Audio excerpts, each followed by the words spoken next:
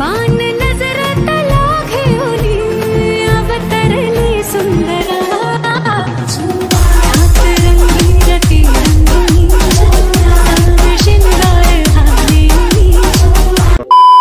नमस्कार विद्यार्थी मित्रांनो, स्वागत आहे आपल्या सर्वांचे आपल्या यूट्यूब चॅनल मास्टर व्हिडिओमध्ये। तर विद्यार्थी मित्रांनो, आजच्या व्हिडिओमध्ये आपण बघणार आहोत प्रथम सत्रांत परीक्षा, जसे की प्रथम सत्र परीक्षा इयत्ता 10वी विषय मराठीची प्रश्नपत्रिका।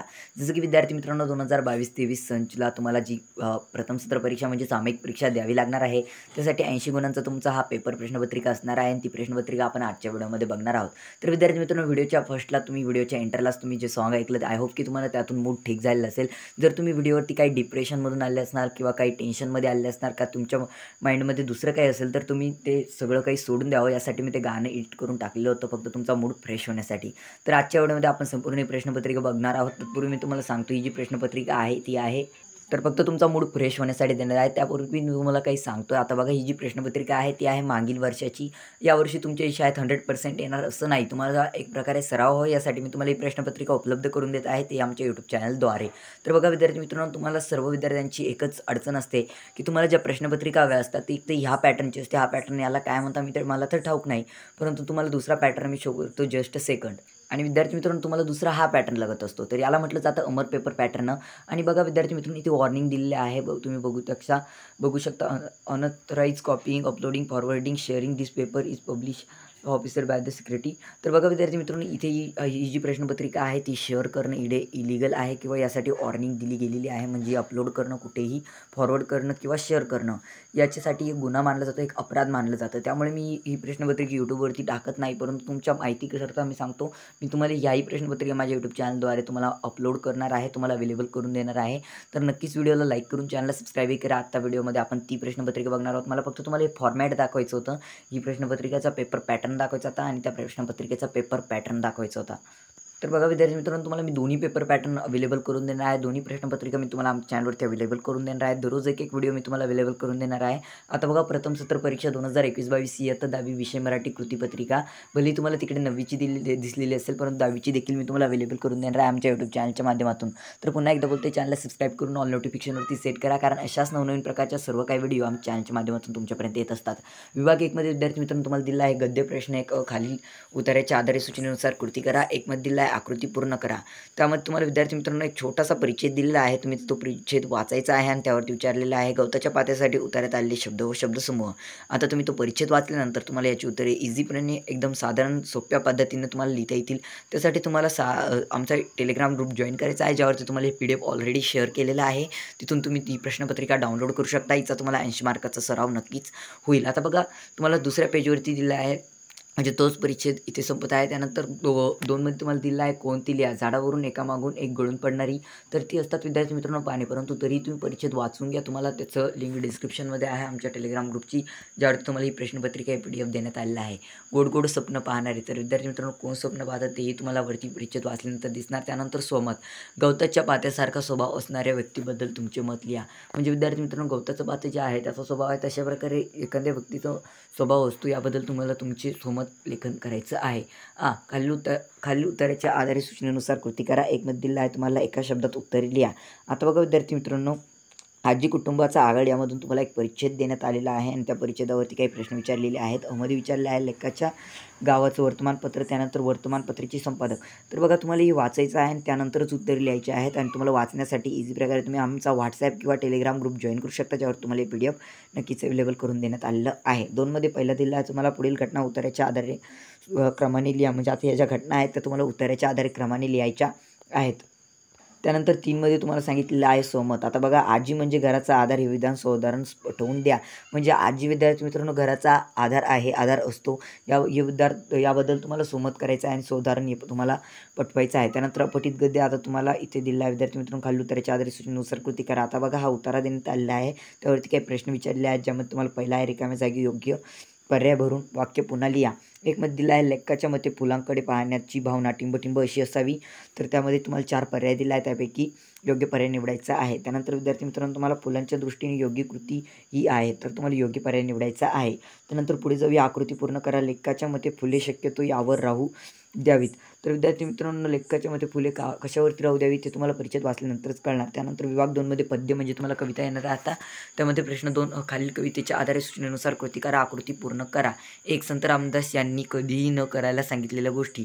तर बघा विद्यार्थी मित्रांनो, उत्तम लक्षण ही कविता आता तुम्हाला इथे देण्यात आलेली आहे आणि त्यावरती काही प्रश्न विचारण्यात आलेले आहेत. तर उत्तम लक्षण या कवितेचा अभ्यास करा. असंच नाही की त्याच कवितेचा करा, बाकीच्या सर्व कवितांचा तुम्ही अभ्यास करा आणि तुम्हाला जर काही अडचण असेल तर तुम्ही कमेंट सेक्शनमध्ये विचारू शकता. तुम्हाला ही प्रश्नपत्रिकेसाठी पुन्हा एकदा बोलतोय, टेलिग्राम ग्रुपला नक्कीच जॉईन करा. आता बघा दुसरा प्रश्न आहे विद्यार्थी मित्रांनो, तुम्हाला खालील गोष्टींबाबत संत रामदास कोणती दक्षता घ्यायला सांगतात. गोष्टी आणि दक्षता. आळस याबाबत कोणती दक्षता घ्यायला सांगतात आणि उपकार याबाबत कोणती दक्षता घ्यायला सांगतात. 3 मध्ये दिला आहे, खालील काव्यपंक्तींचा सरळ अर्थ तुमच्या शब्दांत लिहा. तर बघा विद्यार्थी मित्रांनो, सत्यमार्ग सांडू नये, असत्यपंथ जाऊ नये, कदा अभिमान घेऊ नये असत्याचा. याबद्दल तुम्हाला या काव्यपंक्तीचा तुम्हाला सरळ अर्थ लिहायचा आहे. त्यानंतर 4 मध्ये काव्य सौंदर्य. खालील काव्यपंक्तीतून व्यक्त झालेला विचार तुमच्या शब्दांत लिहा. तोंडाळाशी भांडू नये, वाचाळाशी तोंडू नये, संतसंग खंडू नये, अंतर्यामी. याचा तुम्हाला व्यक्त झालेला अर्थ तुमच्या शब्दात लिहायचा आहे. त्यानंतर खालील मुद्द्यांच्या आधारे कोणतीही एक कवितेसंबंधी पुढील कृती सोडवा. तर बघा, कविता, आश्वासक, चित्र किंवा वस्तू याच्या आधारे तुम्हाला कृती सोडवायची आहे. मुद्दे, प्रस्तुत कवितेचे कवयित्री किंवा कवी कोण आहेत ते लिहायचं आहे. त्यानंतर प्रस्तुत कवितेचा विषय, त्यानंतर कवितेचा आवडण्याची व न आवडण्याची कारणे. तर आता बघा विद्यार्थी मित्रांनो, तुम्हाला काव्यसौंदर्य करायचं आहे किंवा याला तुम्ही इंग्लिशमध्ये ॲप्रिसिएशन म्हणतात. त्यानंतर रसग्रहण करायचं आहे तुम्हाला काव्यपंक्तींचं. ते रसग्रहणही तुम्ही करू शकता. विभाग 3 स्थूल भाषण. त्यामध्ये प्रश्न 3, खालीलपैकी कोणत्याही 2 कृती सोडवा. 1, साहित्यिक गिरजाकीर यांच्या कथेची वैशिष्ट्ये. मधूचे कृत्य संवेदनशील मनाचे उत्तम उदाहरण आहे. या विधानाबाबत तुमचा अभिप्राय स्पष्ट करा. त्यानंतर 3, तुमची आई आजारी पडल्यावर तुम्ही कशी काळजी घ्याल ते तुमच्या शब्दांत लिहा. विभाग 4 मध्ये तुम्हाला दिला आहे विद्यार्थी मित्रांनो, भाषा अभ्यास. यामध्ये तुम्हाला प्रश्न 4, व्याकरण घटकांवर आधारित कृती, समास. खालील समासिक शब्दांचा समास ओळखा. महाराष्ट्र याचा तुम्हाला समास ओळखायचा आहे. त्यानंतर त्रिभुवन, त्यानंतर खरे खोटे, त्यानंतर नरसिंह.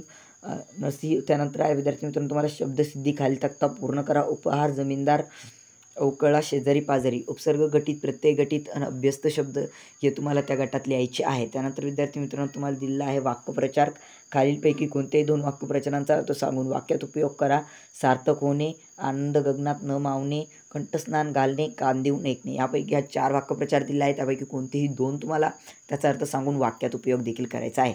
भाषिक घटकांवर आधारित कृती. यामध्ये तुम्हाला शब्दसंपत्ती. फर्स्टमध्ये तुम्हाला दिला आहे, खालील समूहासाठी एक शब्द लिहा. समाजाची सेवा करणारा, त्यानंतर उपकाराची जाणीव न ठेवणारा. त्यानंतर 2, खालील शब्दांना विरुद्धार्थी शब्द लिहा. नापिक, तर नापिकचा विरुद्धार्थी सुपीक आणि कमालचा विरुद्धार्थी शब्द तुम्हाला लिहायचा आहे.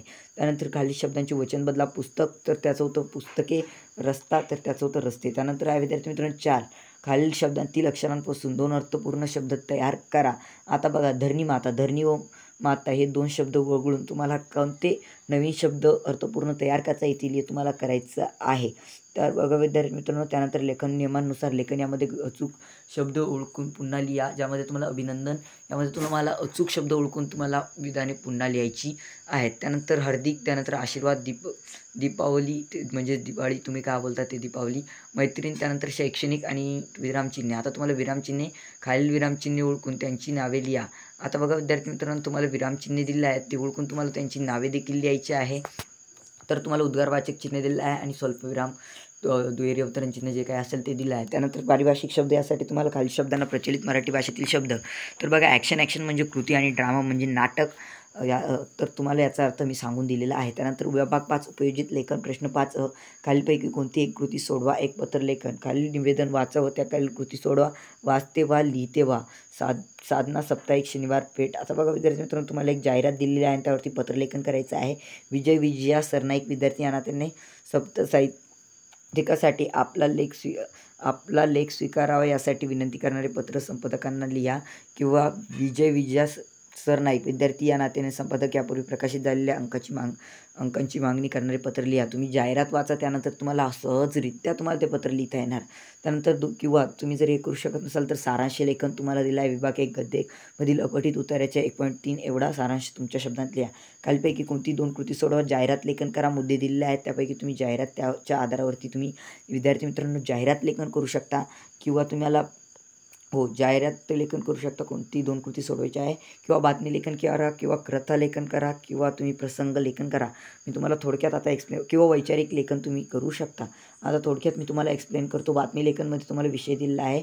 खालील विषयावर बातमी लेखन करा. स्वामी विवेकानंद विद्यालय दापोली येथे स्वातंत्र्य दिनानिमित्त विविध उपक्रमांचे आयोजन करण्यात आले होते. या विषयावर बातमी तयार करा. 3 कथालेखन. खालील मुद्द्यांच्या आधारे कथालेखन करा.